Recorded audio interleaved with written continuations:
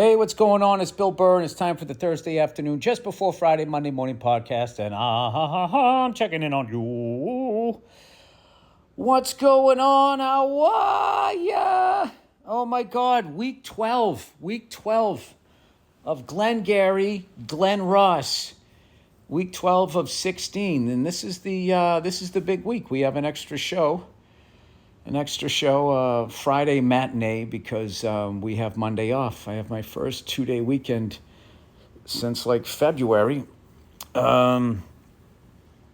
Looking forward to it. Had a bunch of friends come out this week. Came out to see the show, which was fun. And the dark days of May are almost over. And then June, my family comes out and we ride out the rest of the play and it will be fantastic. So old Billy boy is seeing the light, man. Fucking seeing the light. I'm slowly going crazy. I'm sitting in this apartment by myself. I'm trying to finish this car model. I have to finish this thing. I keep getting frustrated and I get depressed. And I'm looking at it. I'm painting all the fucking parts. And then I painted them before I put them on. So then it wouldn't. And then some of the paint got into the holes that you're supposed to glue it into. And I've never been able to finish one of these because of my fucking ADD, and it just haunts me. It's just sitting here, waiting to be assembled. So I got most of the engine together, and then it's the undercarriage. And then once I get past that, and then I just slap the whole body together and the decals. It's right there. The body is painted. Everything is fine. Yada, yada, yada. And that's where I'm at. Oh, and by the way, oh my God, the shit I am still getting from Knicks fans. Fucking hilarious. Fucking walking around like they won a goddamn championship. And so what if you do? What if you win a championship? What do you have, as many as the Miami Heat? Shut the fuck up. And I never do this shit. I don't want to fucking be this guy that fucking talks about, but Jesus Christ, have a little perspective. New Yorkers have like no perspective. Fucking... They're all bravado until you hit them with facts, and then they just start fucking laughing. All of this is New York, this is what we do. It's not what you do. You lose every fucking year. Stop with this is what we do. This is what you do. You talk shit even when you don't do something. So anyway, all I do is I just think about Verzi. I like Verzi. I would like the Knicks to win for him, but all these other fucking posers. Jesus, fuck, you're a Knicks fan. You went to a Broadway show. You had a fucking basketball game. What the fuck are you doing? A playoff game. You went to a Broadway show wearing a brand new Knicks hat and you missed the fucking game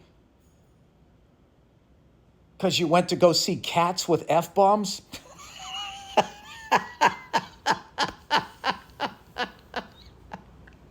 All right, that might be a little exaggeration of what you saw. But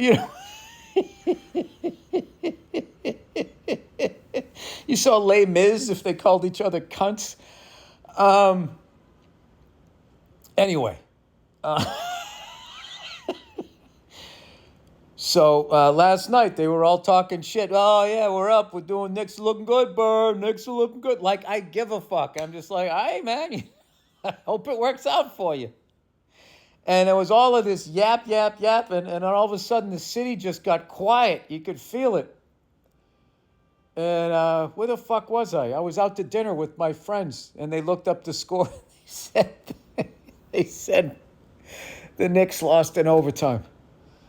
I will say this, though, to true Knicks fans, the ones who didn't immediately become Brooklyn Net fans, and start standing there going, Brooklyn, we go hard, or whatever the hell they say at their arena as they catch T-shirts.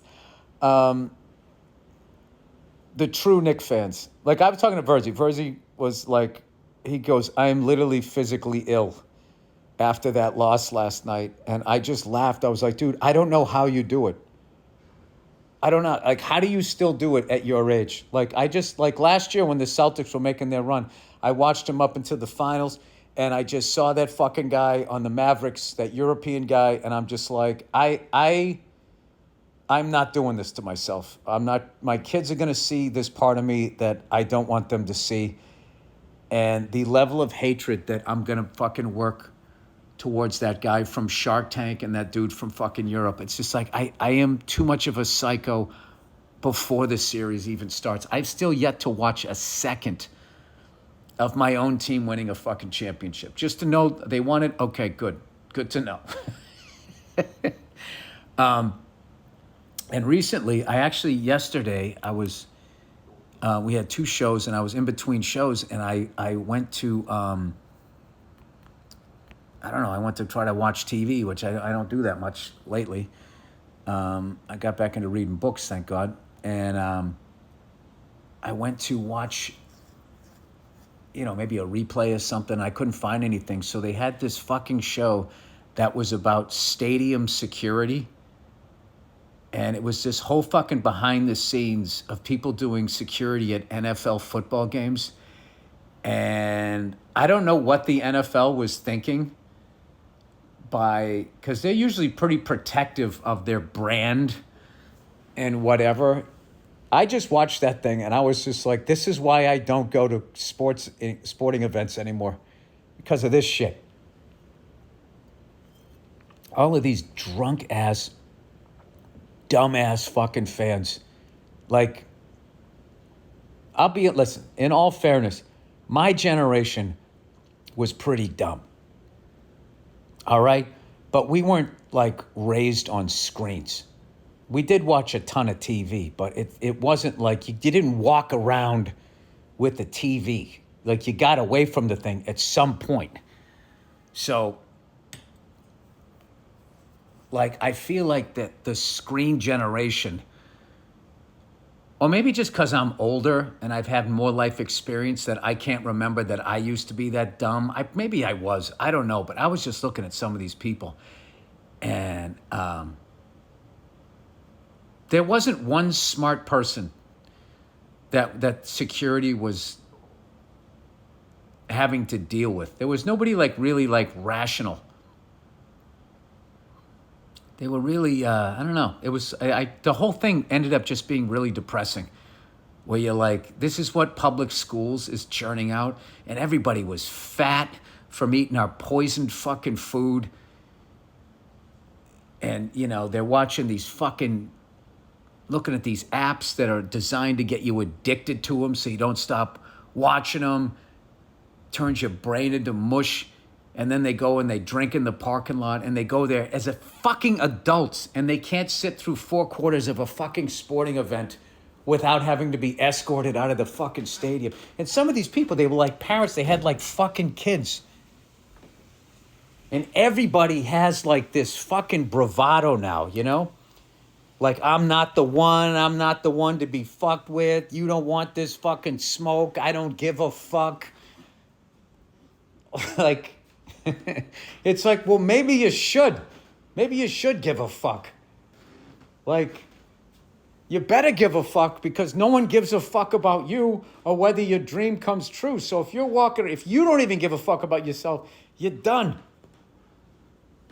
Jesus Christ. Everybody I saw on that show needed a fucking salad, an apple, and a book. And here's what was crazy. The security people, they were out of shape. Not all of them, but enough of them. Like, it was just a bunch of obese people, like mildly obese people detaining drunk obese people. It was like my 600-pound life meets intervention. Profoundly depressing fucking show to watch. I remember back in the day when you used to watch Cops, like, the criminals weren't that dumb. Like, it's like a noticeable level of dumb. There was some idiots on Cops, or the first 48, but gee, maybe because they were drunk. I don't know what it was. We were pretty fucking stupid when I think about it. I don't know. Was not the show to watch. So anyway, you wouldn't notice, I like teasing asshole Knicks fans, but I'm actually rooting for the Knicks, and I've actually always liked them. Bernard King, Michael Ray Richardson. I think he played for was he the Nets? mainly with the Nets. Bernard King, I loved him. I loved Patrick Ewing when he was with Georgetown. I loved the Patrick Riley Knicks. I loved Latrell Sprewell. What was that kid? Lou, the Asian kid. That magical couple of months. And then for whatever reason, they got rid of him. They got rid of him. He was amazing. A lot of their free agent signings haven't really panned out for a while. When you went into the Isaiah Thomas years, those weren't good years, but to say the least. But I've always liked the Knicks, and I always liked their colors. But my God, is their fan base fucking obnoxious? Fucking obnoxious. There's just been too many songs written about this city, and people just have this inflated sense of self just because they're there. Or maybe I've just been in Times Square for the last couple of fucking months and just watching the incredibly overlit nothing that Times Square, there's nothing there. There's literally nothing there. It's souvenir stores and fucking Bubba Gump shrimp. And everybody's taking pictures. New York! That's what's funny is no New Yorker that knows New York, Times Square, you avoid it. So if you go to New York, you gotta go there and get your touristy picture. But Lower East Side, Soho, from what I heard, Brooklyn, I don't know much about it. Out in the Queens, there's cool shit out there. When I was just up in the South Bronx, the Little Italy up there in that Dominican area, Washington Heights is fucking cool. Harlem has some great restaurants, but take your picture, but then just get out of Midtown. Get the fuck out of there. Oh my God. Can we do this now on the podcast, wherever you live? Because every street, what's that stupid street in Nashville that nobody in Nashville goes to? And it's always a bunch of fucking drunk cows on a fucking beer truck celebrating some fucking fat chick that's getting pregnant, going down the street fucking twerking to that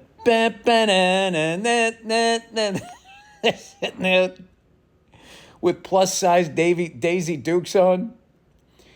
Oh my God. There's something delusional. When that movie Coyote Ugly came out, the amount of fucking chicks that focused on the ugly and felt that was an excuse to get up on a bar. Oh my God. The amount of fours that were just getting up there, looking like they were about ready to fucking break a hole open in the fucking offensive line for the running back. They had fullback bodies just up there. Off-season fullback bodies.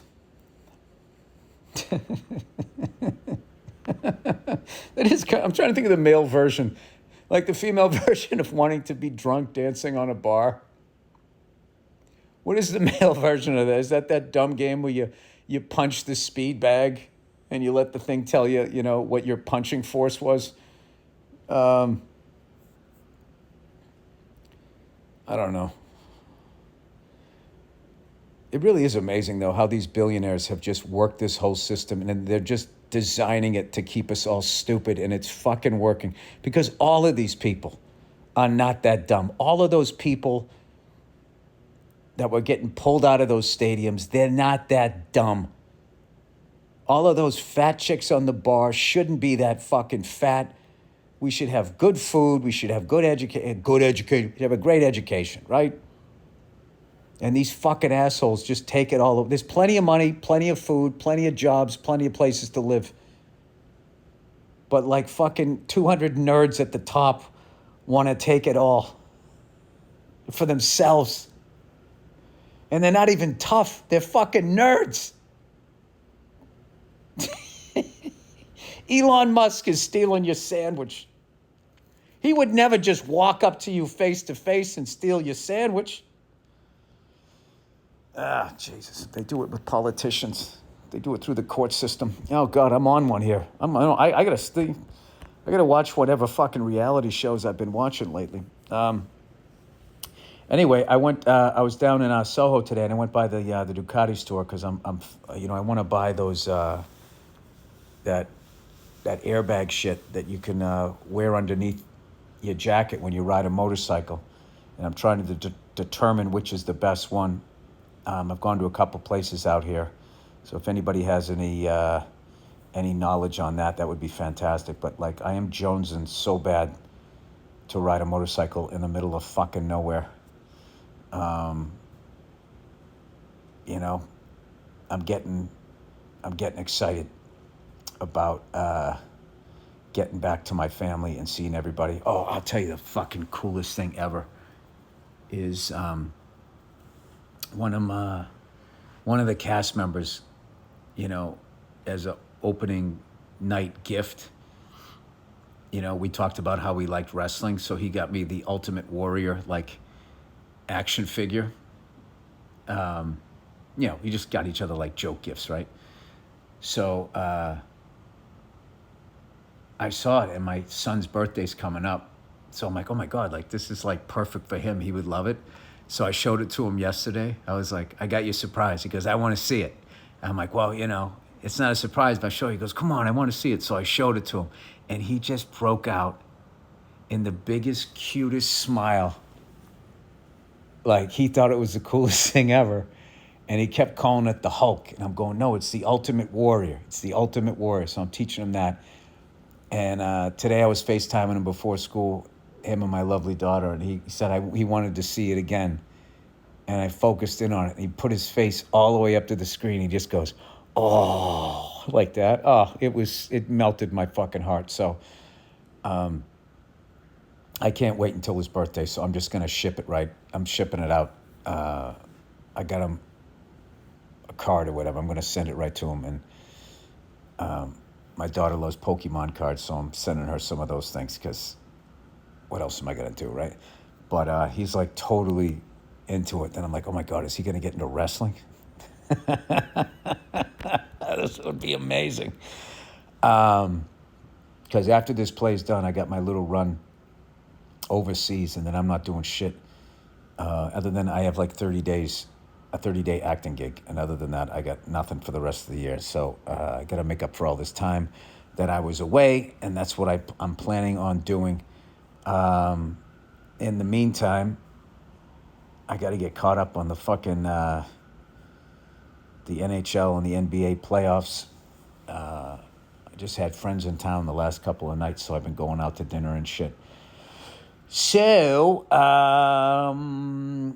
I mention, I did talk about how the Patrice O'Neill thing went fantastic. And I think there's a MotoGP race this weekend. Other than that, I don't know what's going on. Did not go to the big gay gym today. Today was oh, fuck. Hang on a second. Sorry. Had to hit pause. I was filling the tub up. Epsom salt bath for the old man. That's what's going on after this fucking podcast. Foam roller, yoga mat, fucking working this shit out and then sitting in a fucking Epsom salt bath. And I don't want to hear all you fucking pop psycho, oh, take a fucking ice bath and fucking, all right. But whatever happened to the ice bath? Whatever happened to it? Everyone was talking about the ice bath. The ice bath this, the ice bath that. Nobody sticks with anything. I feel like people that were doing the ice bath before people were doing the ice bath are still doing it, and most everybody else just kind of stopped doing it. I was taking one for a while. I didn't feel any benefits from it other than I just got used to sitting in really cold water. And I learned that you just got to go in and then sit still, and your body within like 20 seconds is used to it. And as long as you don't move, you're fine. But if you start moving around, you feel like the coldness of it. I did anyway. But it's not like I got out going like, wow, I am invigorated. However, if I take a cold shower, that makes me feel amazing. But just sitting there in like ice cold water, I mean, it's like, all right, I guess this is good for inflammation, but like so is like ginger and turmeric. You know? I could just have a big cup of that. You know, they make it into like a tea or something. I could just be drinking that with my mittens on, holding the cup with both hands. Oh my God, this is so good. Anyway, not that I'm against the ice bath. I actually, what I enjoyed the most about that was being able to do it and blocking out the fact that I didn't want to do it. I don't know why. That's what I enjoyed most about it. But when I got out, I was just like, yeah, man, I mean, that was fucking cold. It wasn't like, wow, my knee feels way better. Everything feels better. You're fucking numb. I would think that what you'd want to do after that was then get into hot water. So then your veins open up again and you flush out the toxins. And then if you're drinking a bunch of water, you eliminate it from you. That's what I remember, my masseuse would like work on my calves that were all glued up. And she would have me put ice on them. And then I would after that, I would take a hot shower, put hot water on them. And then they would be like 80% less sore than they would have been. I don't know. This is what happens when someone with no medical background just starts talking and there's no one on the podcast to say, hey, man, why don't you shut up? Why don't you shut up? So anyway, I'm also excited to get back into doing stand-up. Even though I won't be doing the road that much, I have all this stuff that I want to, work on for my my new hour that I got. And I don't know.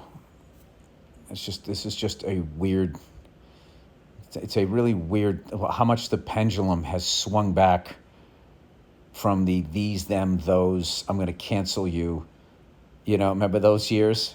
And now it's totally overcorrected to the right where you now have to listen to the put upon white guy, who somehow feels oppressed. I mean, it's just like, what? You know what I mean? Like, you hear people like, I'm a white guy, so they're not going to hire me. What the fuck are you talking about? Yeah, that whole DEI, what the fuck? Now I can't get a job. It's like, dude, if DEI affects you as a white person, you are on the lowest fucking, you are the first, like, you are the most expendable white. That's all you have to be to beat out that shit. Affirmative action. All you have to be as a white person is not to be the most expendable white person. So why don't you step up your game a little bit? Cross some T's and dot some I's on your fucking resume. You should be good. Oh, bunch of fucking babies. That is, I gotta tell you, the way my people behave sometimes, while calling everybody else snowflakes, any fucking thing that is anything remotely not about white dudes, like they just start fucking pissing their panties. Cannot fucking handle it. It's fucking unbelievable. It's embarrassing. You don't want to compete, and you're going to call people snowflakes at the same fucking time. Okay. I don't want a level playing field. I love how like they don't want DEI, but they have no problem with racism. You know what I mean? It's like, isn't that like fucking white DEI?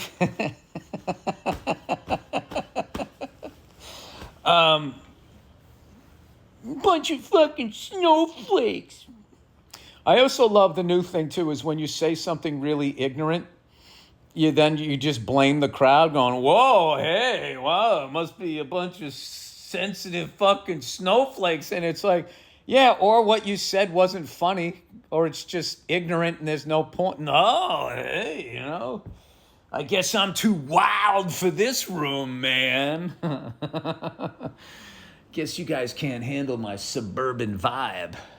What's the matter? Was there too much cul-de-sac in that one? Like your white DMX.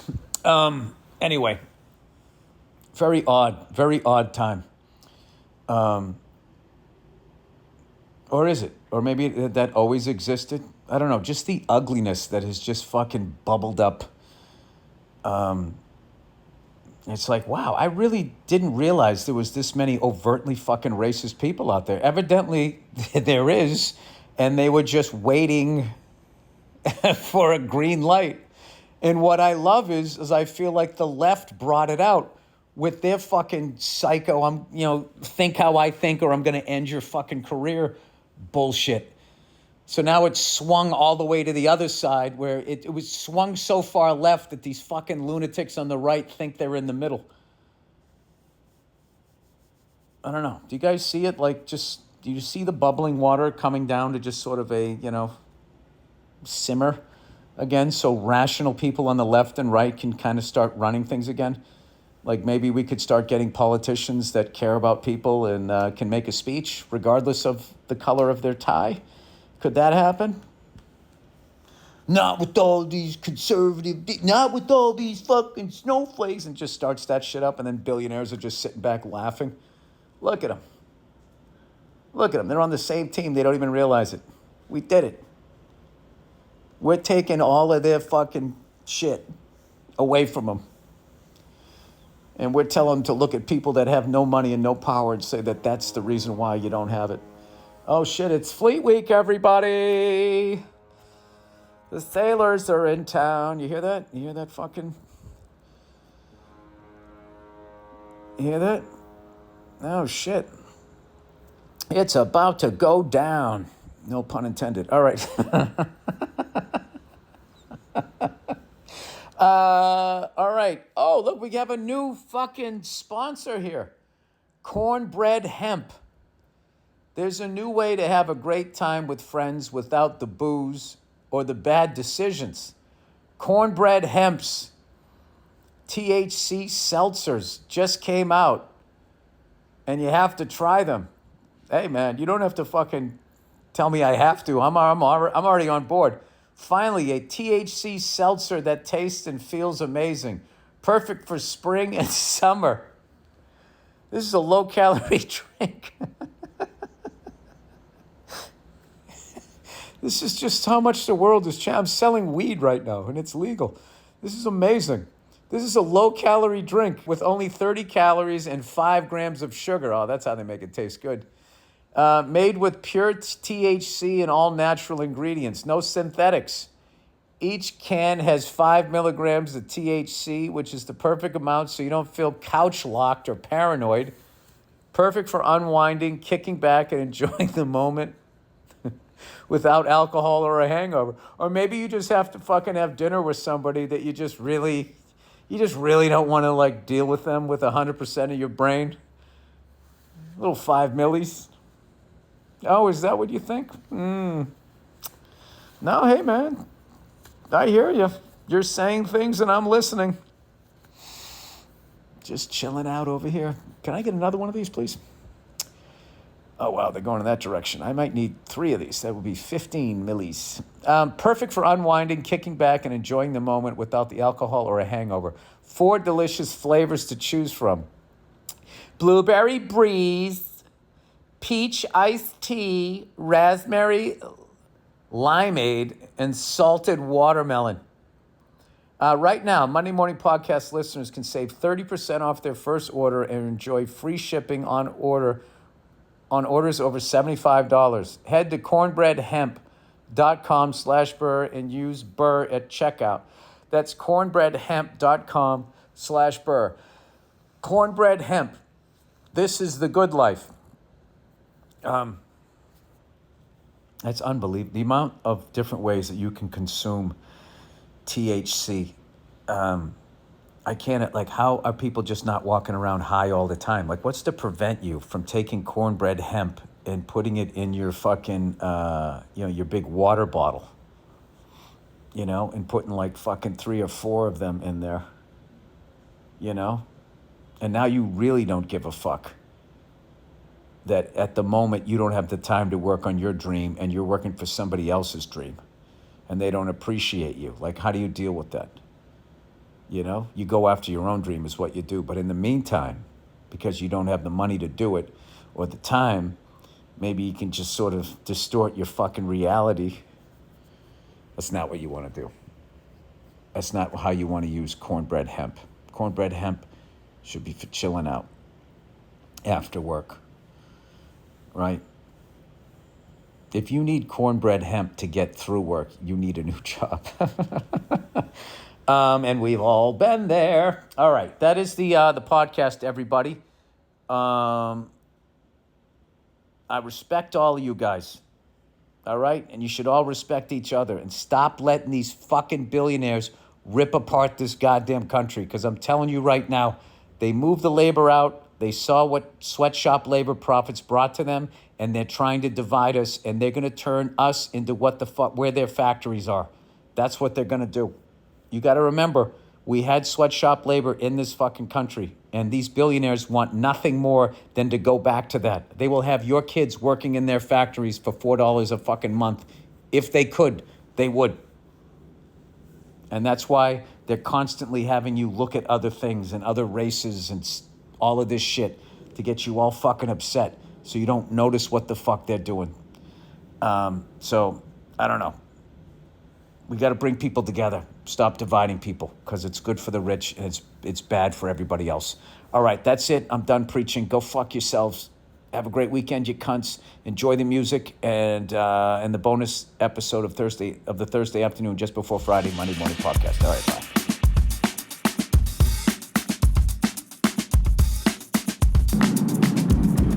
Hey, what's going on? It's Bill Burr, and it's time for the Monday morning podcast for Monday, fucking May 22nd. Is that a record for how quickly I said the F word? I'm actually doing the podcast right now, riding in a car. I'm not driving. I'm on my way to New York City because I have to do some promotional stuff here for Efforts for Family that's coming out this week, right? Or next week? May 30th. I don't know what. So this begins...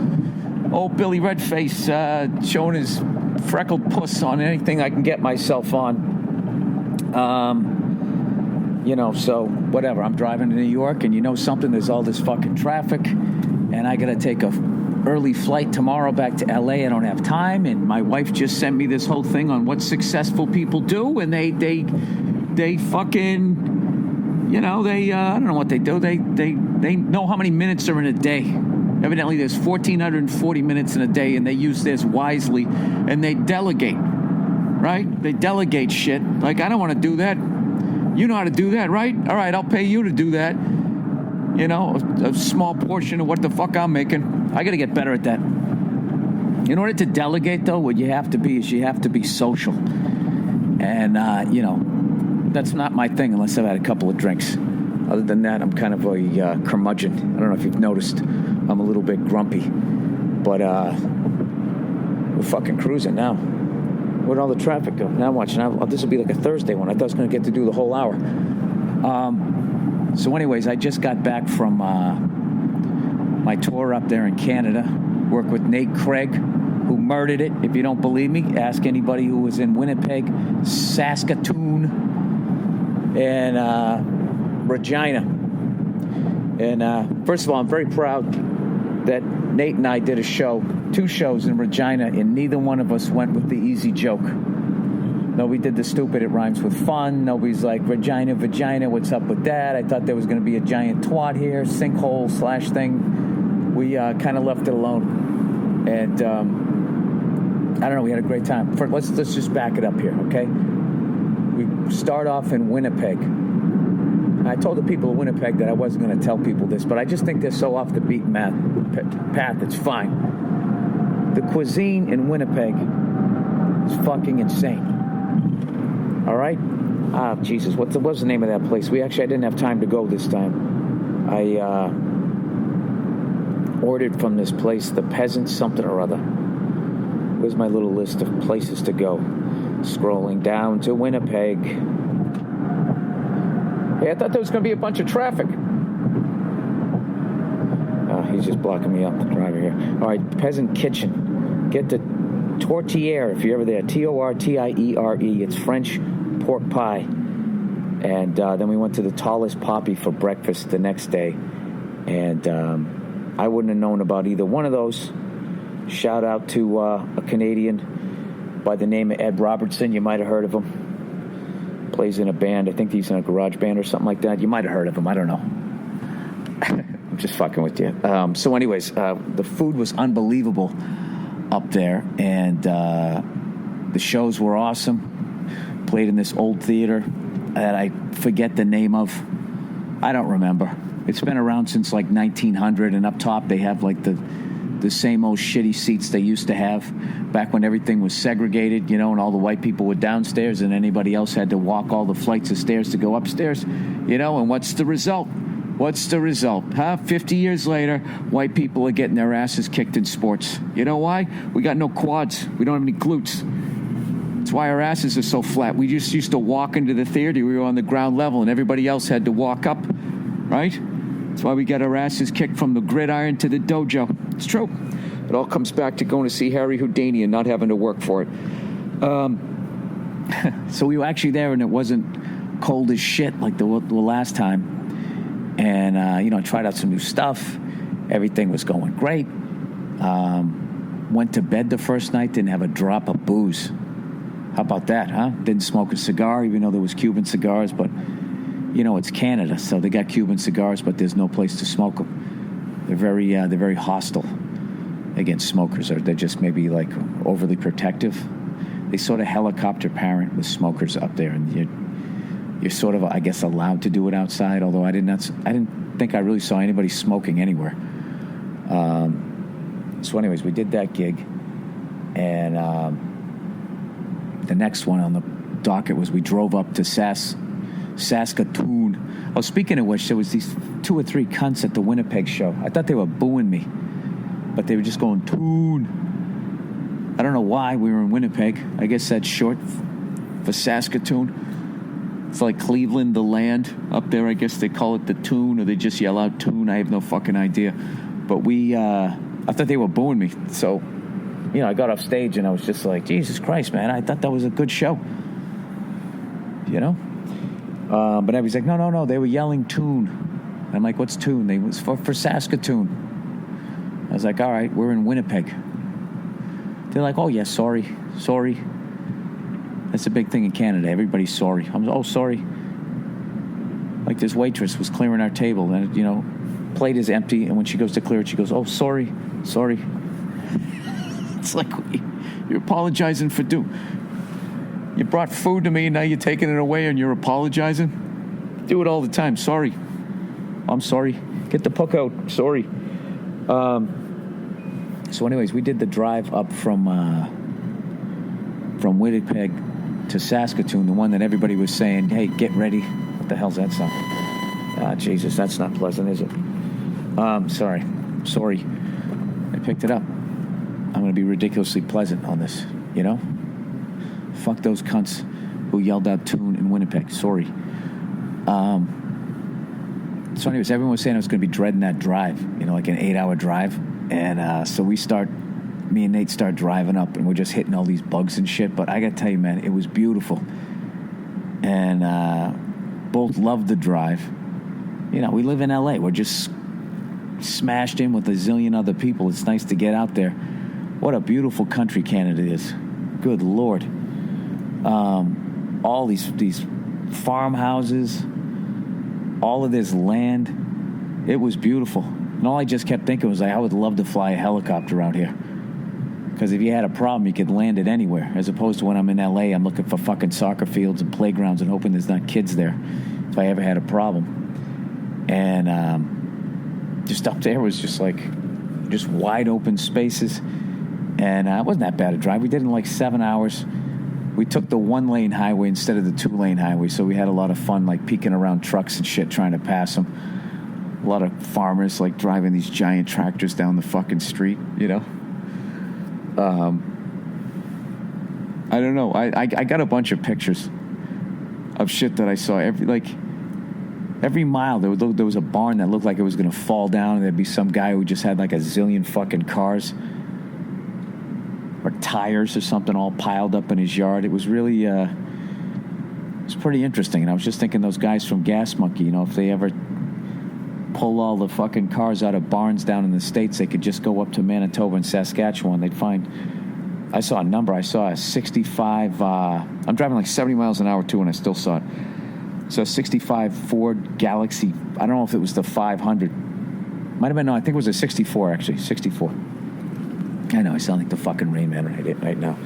So anyways, and then we get up to fucking Saskatoon. And we only had one show that night, so of course I went out and got absolutely fucking hammered. Hammered at this bar. A lot of tattoos up in Saskatoon. A lot of tattoos, sorry. But it was a beautiful town. It had this amazing park, and which I forget the fucking name of. And I got up the next day because I from all those years of having a paper route, like I can only sleep for so fucking long. I just sort of naturally wake up. So even though I didn't get to bed till like 2 a.m, I still woke up at like 8:30, and I was staying at their fucking Red Rum hotel there. It's this beautiful old hotel that looks like you could have shot The Shining in there, and it's right next to this long park. And I just was watching. It's got this little mini waterfall. I watched these pelicans trying to fish. I saw some geese with some baby geese walking around. It was crazy.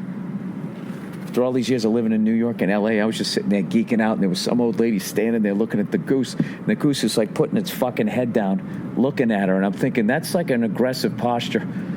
So I walked away, but I was also looking, sort of laughing, like thinking that goose was going to fuck the old lady up, and then thinking, like, what would I do? Because that would be bad. I mean, I can't walk away from the old lady, but I also don't want to slap the shit out of this goose in front of all of its children. So sort of a tense little moment there out in nature, and fortunately cooler heads prevailed, and everybody went their separate ways. But I don't think the old lady knew how close she came, you know? She had a big grin on her face as the thing was like ducking down low, so she's kind of ducking down, like imitating it. You know, like she's looking at a gorilla and she's pounding her chest, and I thought for half a second like I was going to see some, like, you know, some fucking old lady bird MMA action, you know? But you know what? She's so fucking old. I bet she knows how to kill a goose. She probably went out in the backyard, and I do that shit. They just walk up and they grab it by the neck, and then they do the spin move, and then they just hold on to the neck so the body spins, and it just breaks the fucking thing's neck. She looked like she was old enough that she actually lived during those times. You know, back when you earned your meal. You know? Like you knew the name of the thing that you killed. It was like a pet. Right? You had weird dreams that probably slipped into your fucking sexuality somehow. You're like dressing up like a bird when you fuck or something like that. There's some weird thing when anytime you get abused, you know, violence, sexually, I don't know what it is. It ends up making you some weirdo in the wreck. So anyways, I end up doing so I walked up and I went over that river there, whatever the fuck it is, like walking along these train tracks. And I got to be honest with you, I was a little nervous about that because it was this old kind of wooden bridge. And I was just thinking, every time someone would walk by me, you know, I always kind of made eye contact and like braced myself because I just was nervous that someone was just going to grab my legs and throw me over. I remember seeing a movie a long time ago. This guy did that. He was a psycho, and he went hiking with these people, and they didn't realize he was a psycho. I think he'd already killed people, and then he went up there and he went to like take a picture of this woman, this couple or somebody, pushed both of them off the fucking cliff. And it was so eerily done that I'm like, this has to be based on a true story, because usually that's not good enough for Hollywood. There has to be some dramatic way they kill you rather than just some creepy real way. So I was walking across that beautiful nature and everything. Then I was just, you know, worried someone was going to just, I don't know, just grab me by my ankles and toss me right over before I realized what was going on, you know. Typical shithead. I'd be so busy trying to save my cell phone, I wouldn't even think about myself before I went over. But I think I could have landed it, though, you know. I don't think I was that high up. I don't know, what does that say about me? That I'm going through nature and I'm thinking birds are going to attack old ladies or somebody's going to throw me off a bridge. Maybe I'm just overly conscious because I know the fucking driver's listening here. Anyways, plowing ahead here. Then we did the drive down to Regina. I don't know. I don't really have any... We went to some fucking bar.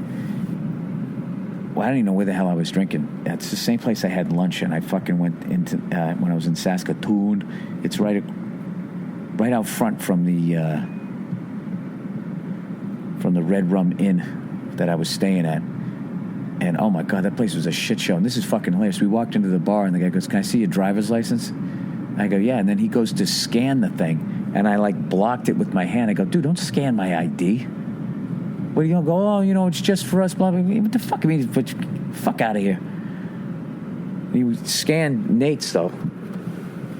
It's just like, hey, just the liberties that people take with your ID. I don't let go of my ID anymore. Let me see your ID, and I hold on to it. When they go to take it, I go, just read it. I don't give people my ID. You can look at it. You can read it. When I check into hotels, they always go to grab it from me, and I hold on to it. And they're like, oh, sorry, can I see it? I go, I don't want you to type any information into your, oh, we just do that so the next time you stay. No, you don't. You take it, and then you sell it. And then someone else gets it, and then all my fucking shit's out there. And next thing you know, I don't know what. Somebody defaults on a house in fucking Regina, and the banks are coming after me. I don't know what. I just know it's not a good thing. So we went in there. Oh, my God, those people were fucking partying. It was some sort of holiday weekend up there. I don't know what it was for. But a lot of tattoos. A lot of sleeves. A lot of fucking tattoos. And I just kept drinking. And I vaguely remember them bringing a hockey stick over. It was a Sherwood that blew my mind because I had not seen one of those since I was a kid. And you did shots out of it. And I don't really remember much after that. I just remember I walked out by myself. I do remember that, I think. Yeah, so then the next day I woke up and I did the whole stupid walk. And when I was done with the walk, there was this little double-decker bus. And I was starving. I didn't know where there was a good breakfast place. And I just said, fuck it. And I walked up to the double-decker bus that they turn into this fucking little restaurant thing. And I had a hot dog for breakfast and followed it up with a mint chocolate chip ice cream cone. And I sat alone on a fucking park bench eating an ice cream cone in Saskatoon, Saskatchewan. Hungover as shit and just laughing at myself. Like, what kind of a fucking life am I living? So as I'm sitting there, this nice Canadian couple pulls up, right? They're both on bicycles. One of them's towing a kid. And I just see, the one guy, they're all like Flanders. Like, that's how nice they are up there. And he pulls up. He's like, oh, no. And I'm like, what's he looking at? And I turned around and I looked back at the little bus thing that had the hot dogs and the ice cream. And like 40 children just showed up, brought up by like the teachers or something. It's like they were going to be out of ice cream and hot dogs by the time these people ordered. It was fucking hilarious. I beat the rush just by like 30 seconds. But like they were just, oh, no, oh, geez. Well, I guess we got here at the wrong time. No, sorry, it's okay. It's okay. You eat everything. I don't need nourishment. They were like even apologetic like that. It was so... I always forget how loud and obnoxious I am and my fellow Americans are until I go to like other countries. Like I don't want to be the guy shitting on Americans because I was up there and Nate just kept talking about how nice the people were up there, and I was like, dude, fuck these people. They riot when they lose,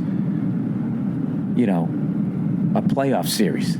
Okay, they're just as racist. They're just as fucked up. Blah blah. By the time we got to Regina, I was like, all right, you know what? These are really nice people. I'll give it to you.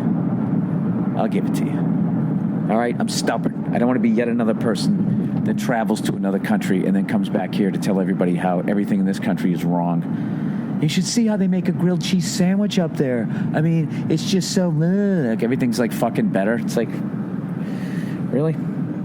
Is that why everybody's always paying attention to us? If we stink so bad, how come you know the name of our president and we don't know the name of your president, huh? Why don't you think about that one for a second? Gee, I don't know, Bill, because you guys drop bombs on us? All right, fair enough.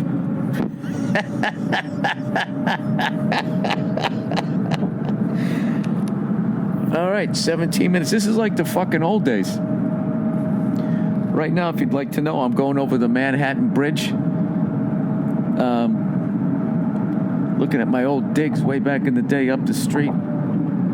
I used to live in Yorkville. I think that's what it was called. There was the depressing fucking Roosevelt Island. Queensboro Bridge. I walked across that thing one time. I was so sick of going to the gym. I was just like, I ran down. I didn't even run. What am I talking? I fucking walked over the bridge. And there's no way to walk on a bridge and not think about that Saturday Night Fever. That fucking idiot. I love how he was too cowardly to get into that fight, and then he's going to do a headstand on the Verrazano Bridge.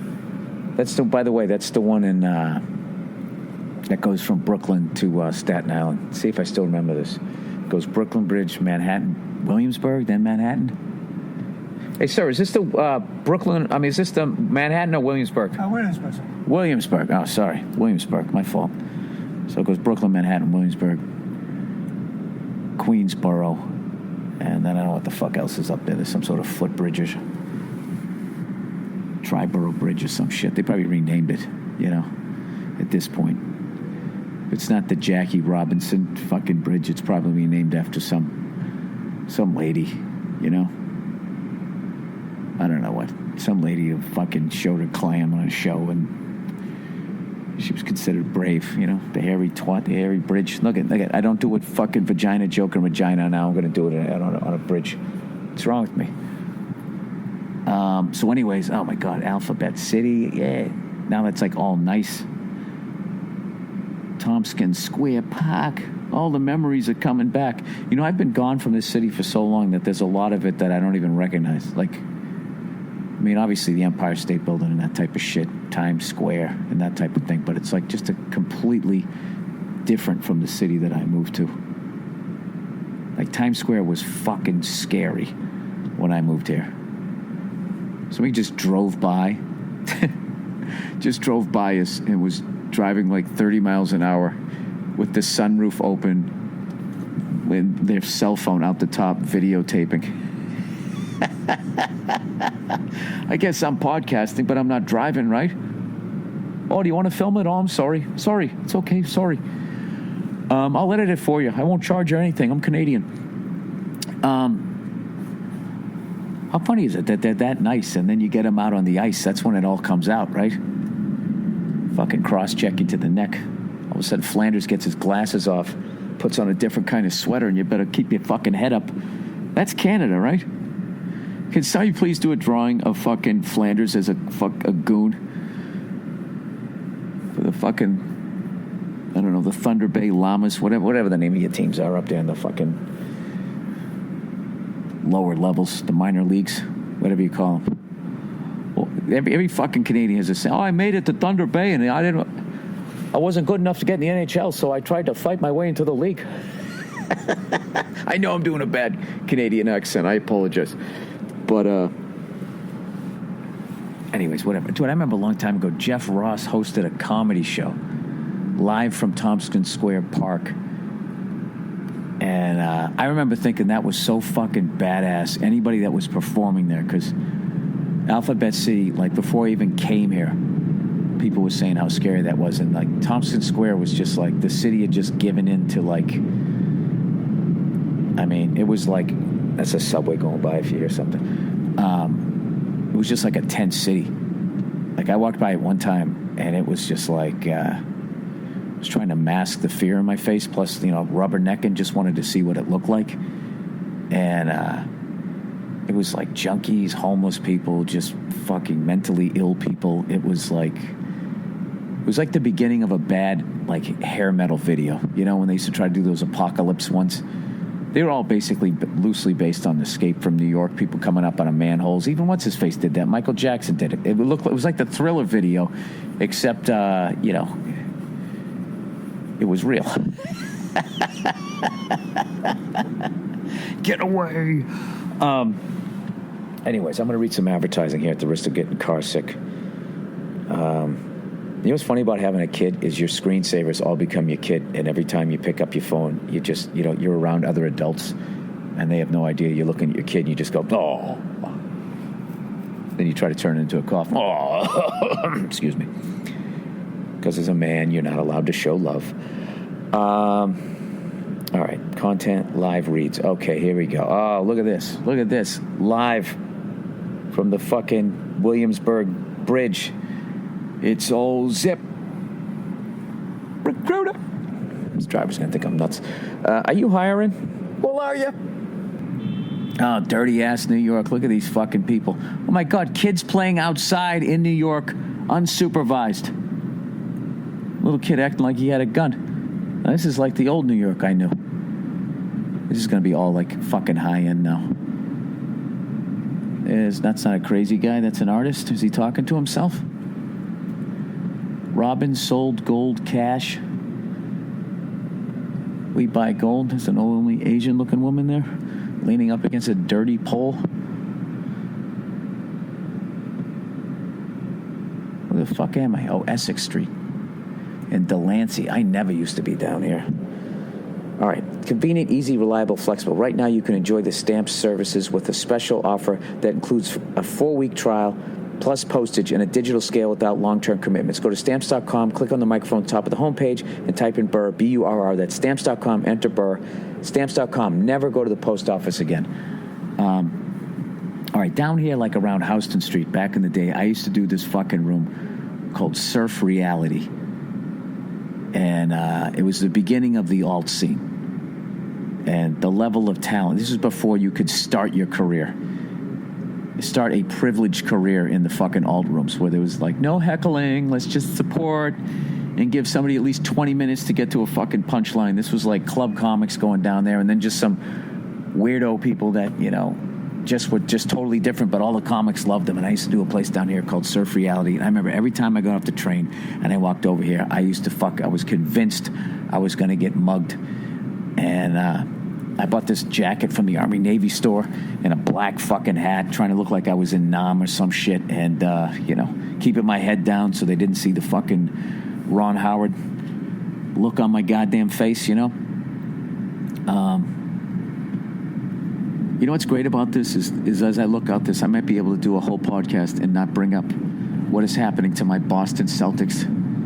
Jesus Christ, everything that I feared finally happened.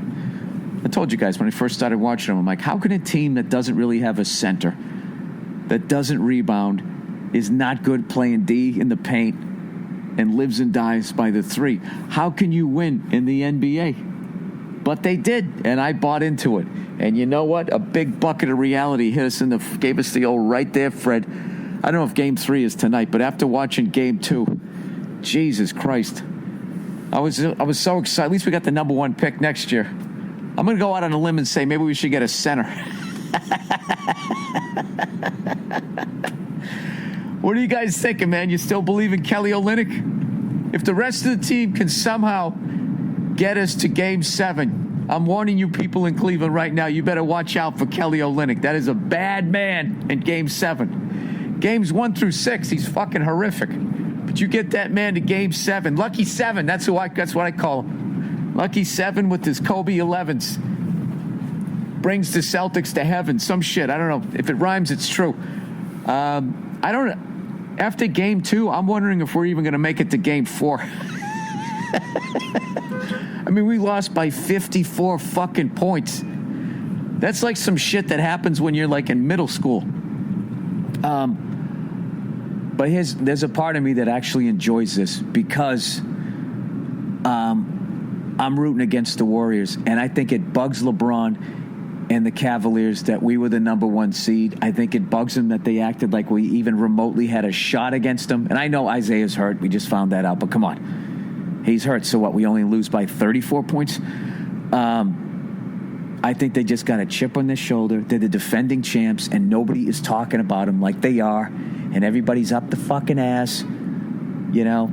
Oh, the Boston Celtics, they're a number 1 seed, just trying to sell the series, right? And everybody's out there talking about the filthy Golden State Warriors kicking people in the balls and blowing out fucking ankles and shit. I mean, has there been a more boring Western Conference or Eastern Conference matchups? I mean, these things have just been absolute blowouts. I bet they're calling up Stern again, and he's going to get those mobbed up refs in there to fucking start fixing some games again, just so they don't lose out on all this ad money, because these things are just going to go. They're going to go 4 games rather than having 14 games possibly of ad money. They're going to have the bare minimal 8. You know, and these owners, man, they got a lot of money they have to pay out to these players. You know, they spend a lot of money with their hookers and all that type of shit. You know, getting their fucking tummies tucked, lap band surgery and all this shit, getting their faces yanked back so they can keep banging the underpaid cheerleaders or whatever it is that they do. So everybody's just basically waiting for the finals, and I don't know, man. I don't want to jinx it. I'm going to shut up because I already jinxed the fucking city of Washington by just saying I don't want to jinx it. But I think, well, I'm not going to say what's going to happen. I'm just going to say what I would love to see. I want to see the Cavaliers win. I want to see them go fucking back to back. And I want to see that fucking dream team of, I don't know, I can't say a bunch of free agents. Just, I don't know. I'm just all cunty because I wanted to see the Thunder, see if they could get by them. I didn't want to see the fucking one of their best guys just join the goddamn team. Can you imagine that? Like back in the day, you know, like when Larry Bird steals the ball from Isaiah. Can you imagine if the next year, like Isaiah Thomas was a Celtic? Then we just like kick the shit as a fucking guy staring at me like why I'm doing this recording right now. I just waved at him. And he continued to stare at me, and now I'm feeling like, now I'm feeling weird. Oh, I guess he was looking at the car. He had sunglasses on. Jesus Christ. Is this guy a fucking robot? Why is he looking at me? He's got a minivan, and he just stare. I'm in a SUV. I guess if you have a minivan, you take your sunglasses off to look at an SUV, right? The minivan is sort of the ballless SUV. And the SUV is sort of the one ball, like, I don't know, full-size truck. I don't know how it works. I'm not a redneck. Oh, fuck, The Handmaid's Tale on Hulu. Is anybody watching that? I came home the other day and my mother-in-law, she watches all these shows that I would never see. She started to watch one it was about this girl who committed suicide and left like a tape. And she was watching that one there. It's like Little House in the Prairie meets like an S&M video. It was really weird. Like I don't know what was going on. Like they were like these nuns and they were trying to escape this thing, and one of them makes it on the subway and the other one doesn't. And then next thing you know, they got her tied down and they're beating her feet.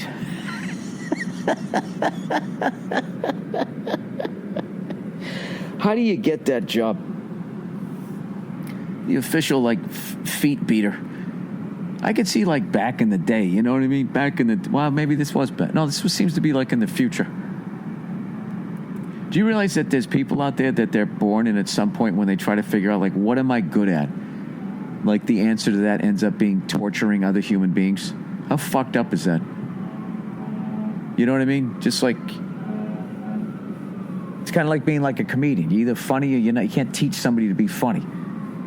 And then there's like torturing stuff. You just can't teach somebody to be able to do that and just like block it out as somebody's fucking screaming. This lady was sitting there screaming and crying. The guy's just whacking the shit out of her feet. I always ask my mom, like, Jesus Christ, what the hell are you watching? She always laughs. She's like, I don't know. I just put this on.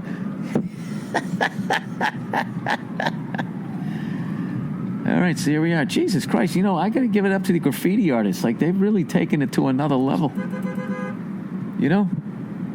And certain tattoos, I've noticed.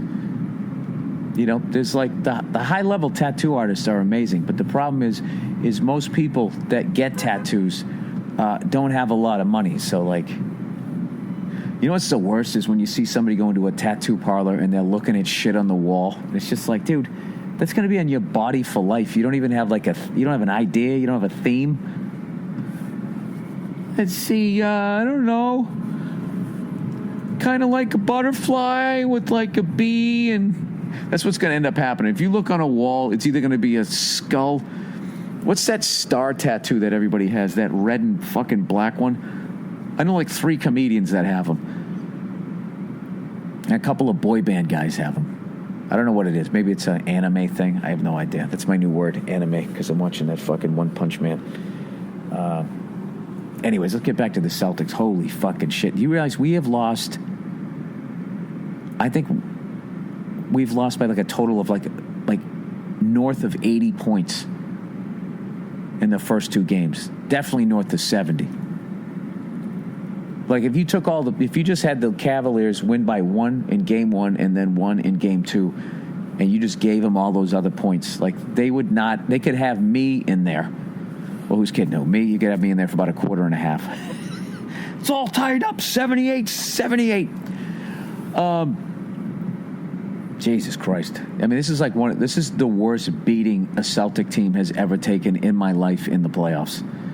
The other closest, most humiliating one to this was, I don't know if a lot of people don't remember this, during the Larry Bird era, and it was the last year of Bill Fitch. He'd kind of lost the team. I guess they blamed the coach. I don't know how. But we got swept by the Milwaukee Bucks. And I remember we lost game 1, and we lost game 2, and then we lost game 3, and I just kept thinking, like, they're going to turn it on, and then they lost game 4. And that team had Larry Bird, Robert Parrish, Kevin McHale. I don't think we had Dennis Johnson at that point, and I'm trying to remember who was on the Bucks. It was Sidney Moncrief.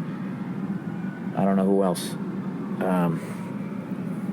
Dude, I'm so psyched that I already got 40 minutes of this fucking podcast done because I have no goddamn time. Like, I was supposed to be at this thing that I'm doing. I was supposed to be there 25 minutes ago. It's 5:55. It's supposed to start at 6:30. So there is some PA right now freaking the fuck out. And there's nothing I can do about it. Oh, look at this. I'm on Houston Street. Another fire engine. This is just like the fire chief. He's got like a pickup truck. Oh, they got a fire engine there. By the way, dude, did you see that fucking lunatic who just plowed into the all those people in Times Square? What the fuck is wrong with people? Jeez, I didn't want to talk about it to give anybody fucking ideas. Let's get off that subject. Oh, the Adidas store. I love Adidas. I've always been an Adidas guy. I don't mind Nike. You know, I like it. I always liked Adidas better. You know why? Because no one knew, everyone knew Adidas before Nike came along. If it's Nike, I don't know what it is. Oh, wow, look at this. This is down near the old my old subway stop. When I used to live on the Upper East Side, and I used to come down and go to the Comedy Cellar and the Boston Comedy Club. What the fuck? Astor Place. That's where I used to get off. And that's when I started looking up all the names of these people. Like, what is Astor Place? And I found out about the Astor family. And they're just a bunch of fucking slumlords. All the statues, I just started looking them up. Learned about the Triangle Shirtwaist Fire. People jumping to their fucking deaths because somebody locked the door to the... look that one up. Triangle Shirtwaist Fire. I actually read a book on it. And it was just... I don't know why I did. It was the most uncomfortable book since I read the book The Perfect Storm. And if you don't want to buy the book, just fucking open it up and there's a chapter, maybe like a 3-page thing, maybe, where the guy describes what happens when you drown. And it's just like, I don't know, your fucking blood goes cold, man. It's fucking freaky as hell. Do you know whenever they find those guys in the caves, they always have this goofy smile on their face, like those divers who decide to fucking swim into a goddamn cave? That just fucking... Then what I love, they're dumb enough to do that. And then some poor bastard has to go in there. And try to fucking find him. Why don't they just leave him? Why don't they just leave him down there? What the fuck? I don't understand. You know what I mean? Just fucking leave him down there. Why do you got to spend all that money to go get him? He swam into a cave. He went into a cave underwater. Like, what the fuck are we supposed to do? And that's somebody's goddamn job. They got to go down and fish. You're going down there knowing you're going to see a dead body. When they find him, I guess they always have this goofy smile on their face because the last thing is your body releases, all this dopamine or some shit. I sound like Joe Rogan right now, except I don't know what I'm talking about. Dopamine and you know, one of those drugs that those fucking ravers take releases that shit, right? And they feel this level of euphoria, like the end of your life level of euphoria. And then the next day they're just eating like a bowl of Apple Jacks and they like just burst out in tears because it's so fucking depressing because they fucked up. They already know what it feels like to die, which evidently after you go through the horror or under the water, I guess it's a nice experience. You're like, hey man, that wasn't that bad. This driver thinks I'm out of my fucking mind. I know it. What do we got? 44 minutes. 44 fucking minutes. Oh, Jesus. I used to go down here and I used to do Hot 97. You know, back in the day when everything was fucking crazy. Like 3 times a year, rappers would seem to have like a gun battle in the fucking lobby. And I would go down there whenever I was doing Caroline's. You know, and I used to headline Caroline's on like a Tuesday night, and they would Louis Ferranda. He used to have to pull the fucking curtain, you know, so it wouldn't look bad. And I was doing talents rooms, and so I was doing the white and the black room. So I used to come down here, and I used to try to get some people that maybe saw me open for Talent or Drew Frazier or fucking Gerald Kelly, the New York Kings. Rob Stapleton, all of them. I used to do their rooms. One of the most fun times in my career that I had was doing that stuff. Nobody knew who the fuck I was. I had to go on stage. You know, expect now people come out, they know who I am. So then it's like I have to work to lose them. Well, back then I actually had to fucking earn it. And, you know, believe me, I look back on those days fondly, but I don't miss not selling tickets. So whenever I come back here, I always think about all of those gigs. Capone used to have this room, Nell's, on 14th Street. It was the greatest fucking bar, but it was such a hard room for me. That one and LeBar Bat, Talent had that one. And that fucking room, every time I went there, it was like I bombed. Next time I killed, I bombed, I killed. And I could never figure that room out. It was like an after work party. And I just would go up there white as hell. And it just either they, you know, you had basically in the black rooms, you have your opening joke and then that's it. They black people they're very much like Sicilians where it's like you're dead to them. You fuck up once, that's it. You're dead to me. Over.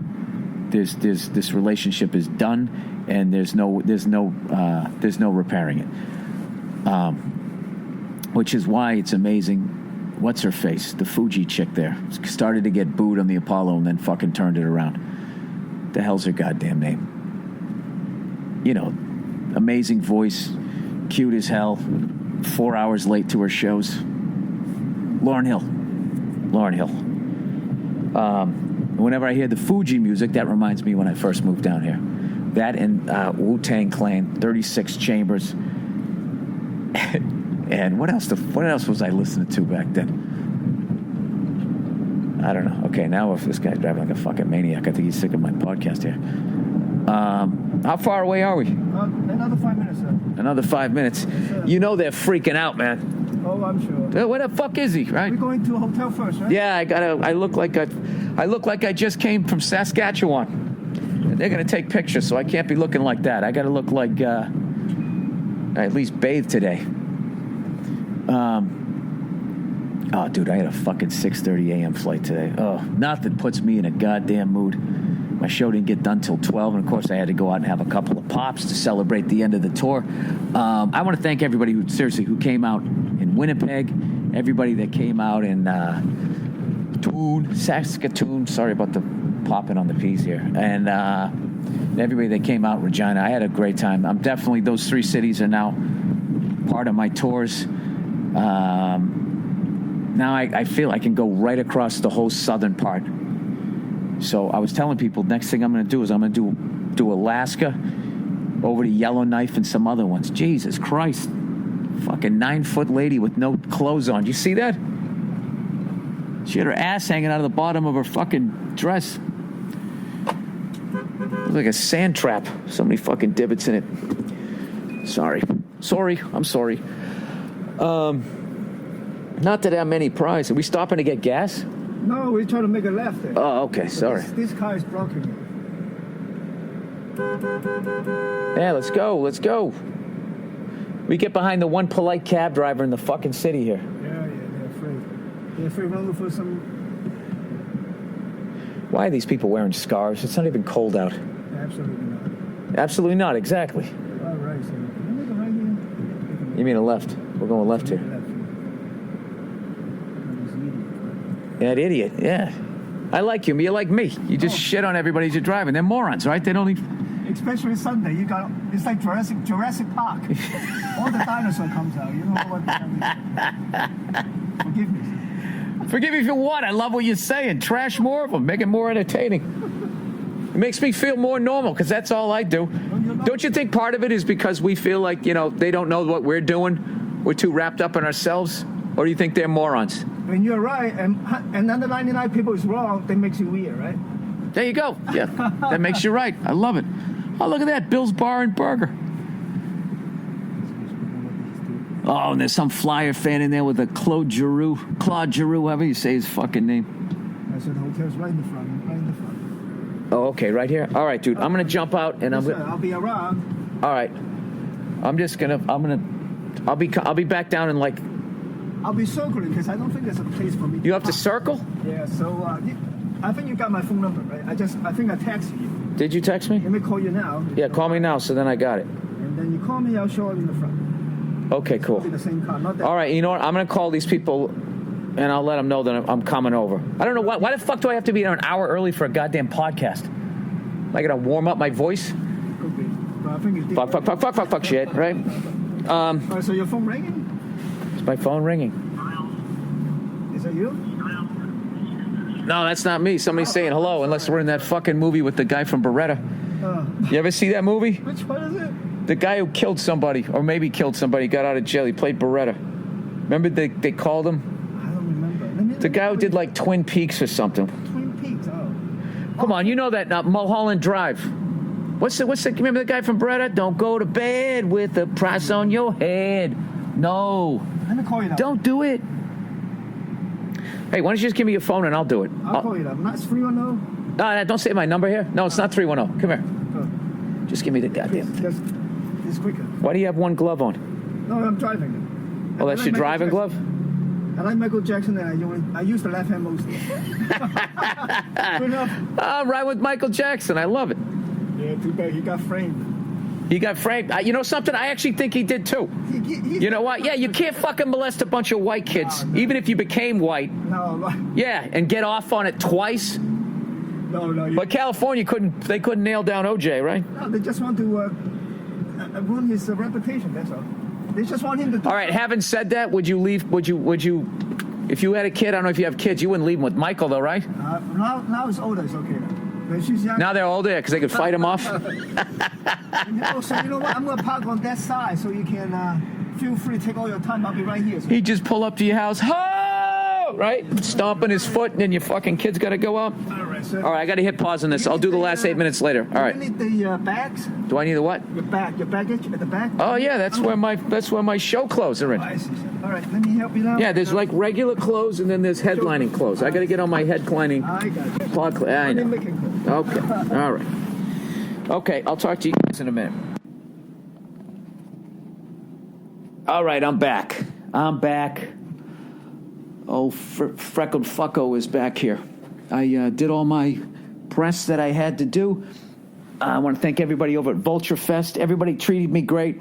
I had a fun time going back and forth. One of the women over there was giving me shit about how bad the Celtics were playing. And, and I was just agreeing with her. And then she just kept trying to do a dig on the Celtics. And I go, I really don't appreciate your little passive-aggressive comments on the Celtics. I'm admitting that you're kicking our ass. And then she laughed, going, you caught that. So I go, what part of Ohio are you from? And she goes, I'm not from Ohio. I go, wait a minute, you're not from Ohio? How are you a Cavaliers fan?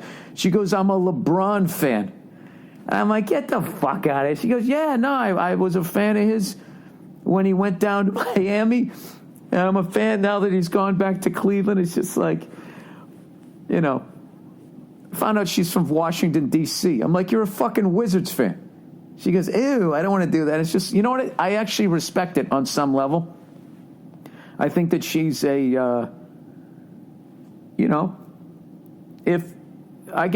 they're all going to be free agents and piling on with each other, then you might as well be like a free agent fan. Then it doesn't fucking matter, right?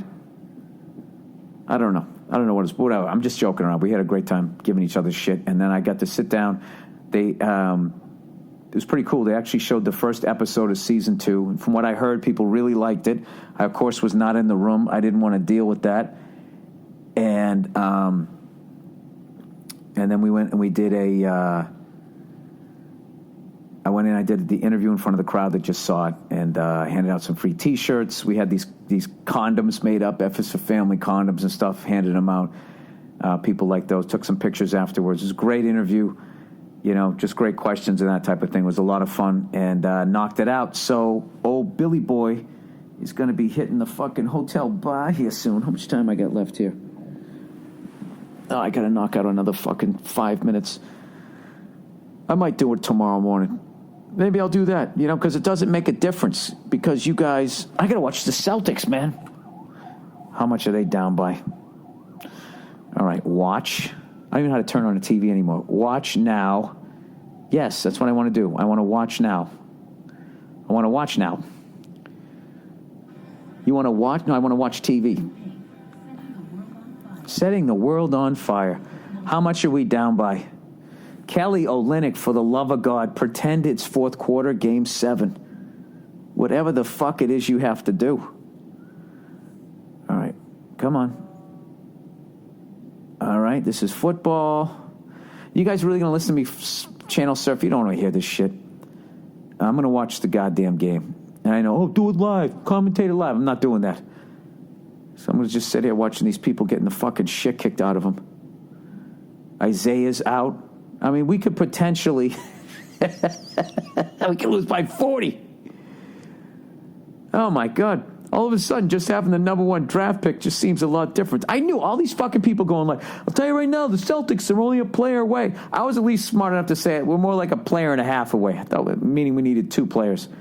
Remember a few months ago where they were trying to suggest if we got Carmelo Anthony, like we'd have a legitimate shot to take out fucking, I almost said the LeBron James, the Cavaliers, but that's really what it is. I don't think we do. Listen, I'm going to watch this game. This podcast is going to be like, I owe you 3 minutes, okay? I really don't, because I've done a bunch that are over an hour.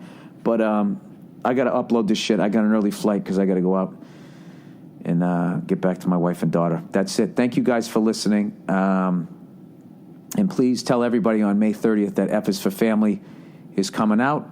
And I'm going to be doing a bunch of press, so I apologize if you see my stupid face a little bit too much out there. I have to do it.